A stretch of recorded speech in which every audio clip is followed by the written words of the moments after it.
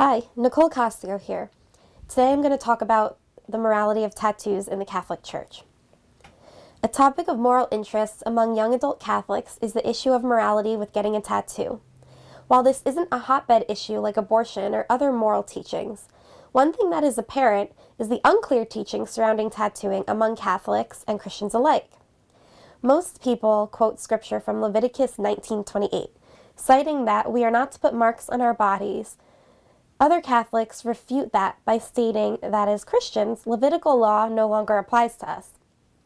Perhaps there is a middle ground. Some things I will explore in this short talk will cover some peer-researched articles on cultural implications of tattooing, as well as Christian attitudes towards tattooing, and of course sacred scripture and church writings such as Jesus of Nazareth and Veritatis Splendor.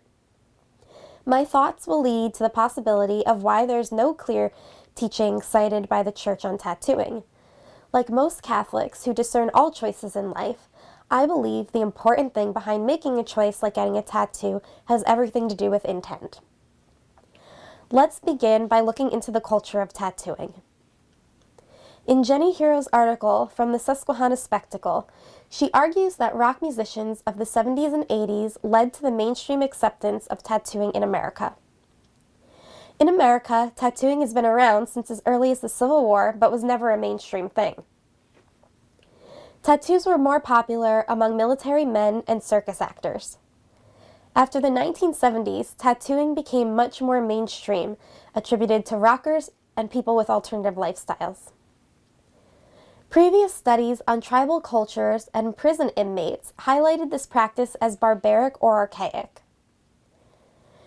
Two different ways of looking at tattooing in Western culture include cultural comparisons and psychological implications.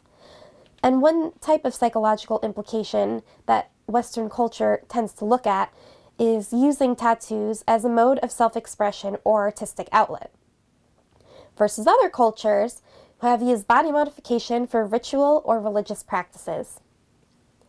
In the rock world, tattoos become highly popular in the 70s and 80s among bands such as Aerosmith, Black Sabbath, Metallica, and Motley Crue. Tattoo imagery became highlighted in promotional videos and materials used to market their products, mainly their music. In the 80s, tattooing was further popularized by celebrities, athletes, and non-rock musicians. However, by 2003, 16% of all American adults were tattooed, including 36% of those between the ages of 30 and 39. Americans of all backgrounds seek service of tattoo artists. In Nicholas Pearl's study on changing moral boundaries through tattooing touches on tattooing as a moral passage and a social transformation. His theory links tattooing with deviance. He interviews college students in Minnesota about parent reactions, rebellion, identity, and takes into consideration age, experience, and social concerns. In his research, he noted more women were getting tattoos over men, and he likens tattooing to a fashion accessory. Some boundaries that he looked at during his research included design and placement of the tattoo and how it affected people's decision to get one. If the tattoo was small and not immediately visible, the reactions were positive. If the design was large and on more public skin areas, the reactions were much less positive. Another boundary that he talks about is age restrictions, meaning the different state restrictions on the age one can get a tattoo. Gang and prison tattoos are widely unacceptable and mark deviance and criminal association. One girl participant disclosed that she told her parents her tattoo was fake, and finally told them after a long time that it was permanent. She thinks the disapproval has to do with her parents' era where tattooing was not popular and only associated with bad people. Some social concerns was also another boundary, especially for people considering future employment. Tattoos are not fully acceptable in the professional world today. Certain professions require tattoos be covered up if they are visible. Rebellion and identity also formed another reason for obtaining tattoos. Having tattoos was a part of a certain lifestyle and particular groups. Another boundary that he discovered was the reaction that people would get from others. Most people had positive reactions towards tattooing, while some did not. Research suggests that tattooing has become more socially acceptable.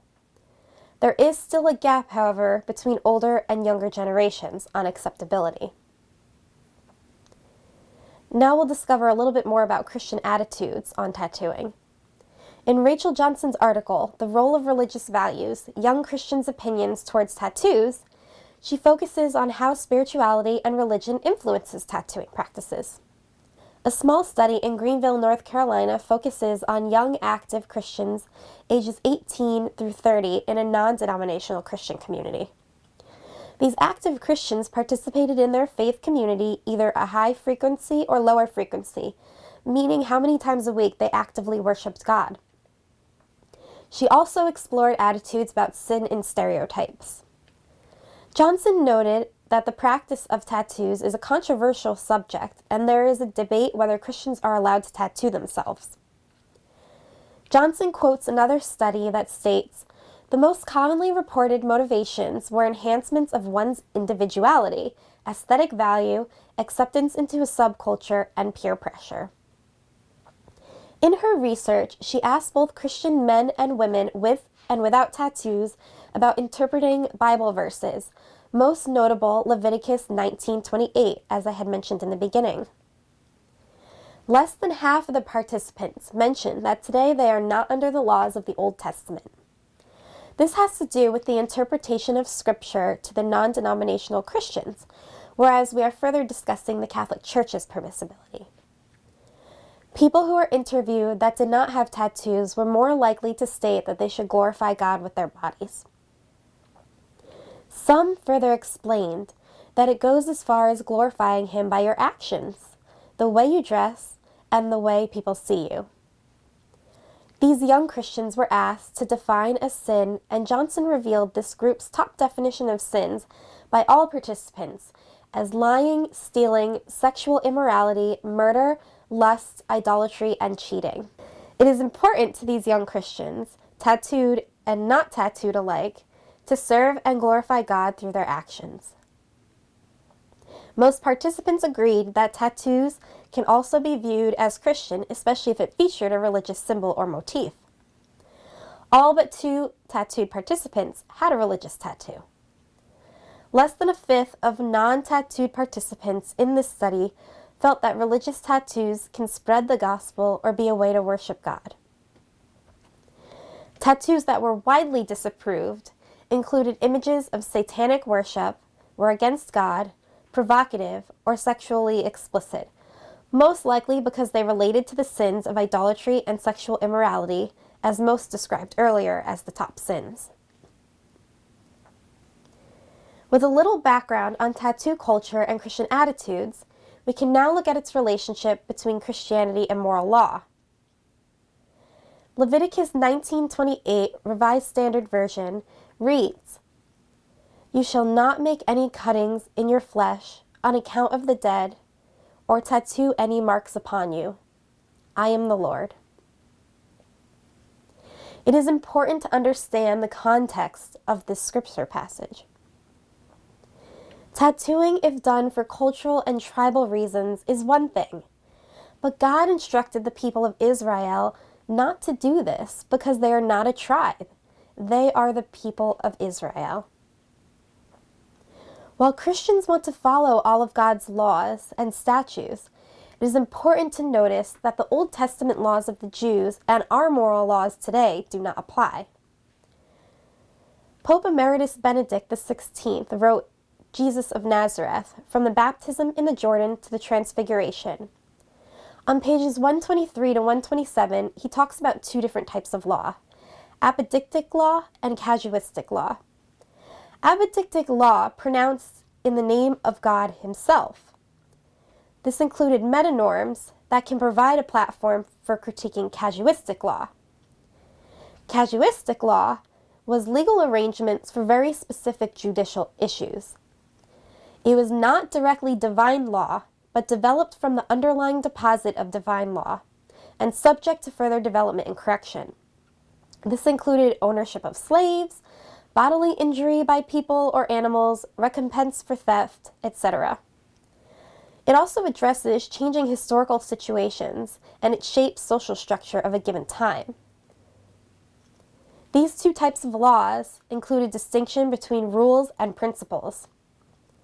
Tattooing can fall under casuistic law, being subjected to change and not direct divine law as it relates to social and cultural structures. This law is not bound to Levitical law. In Veritatis Splendor 62, Seeking What is True and Good, it states, in order to have a good conscience, man must seek truth and must make judgments in accordance with that same truth. Can discerning getting a tattoo be done in accordance with seeking truth and goodness? Yes and no. Can one still receive a tattoo and have a clear conscience? If it is in conformity with seeking truth and goodness. However, there's something called invincible ignorance, which conscience does not lose its dignity. Perhaps getting a tattoo that is not very glorifying or even representative of anything important, but without the intent to shock people or deviants. An example, tattooing a boyfriend or girlfriend's name on one's body. Relationship between persons and acts. Sexual impurity is a moral sin even though it does not leave a visible mark. Tattooing may leave a permanent visible mark, but may not always represent something impure. Choices and acts can be made based on intention. Sin is defined by level of conscience, intent, and grave rejection of God. In my experiences, tattoos have been a social cultural topic of interest among my peers. My dad and two of my brothers have more than one tattoo. One brother even has a tattoo of St. Michael the Archangel. I have considered getting a tattoo several times over the years.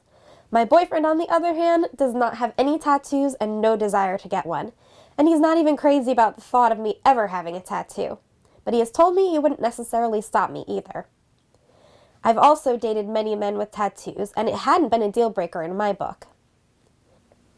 In my research and in my conversations, I can conclude a couple of things about tattooing in the church. Tattoos are not sinful and can be morally permissible.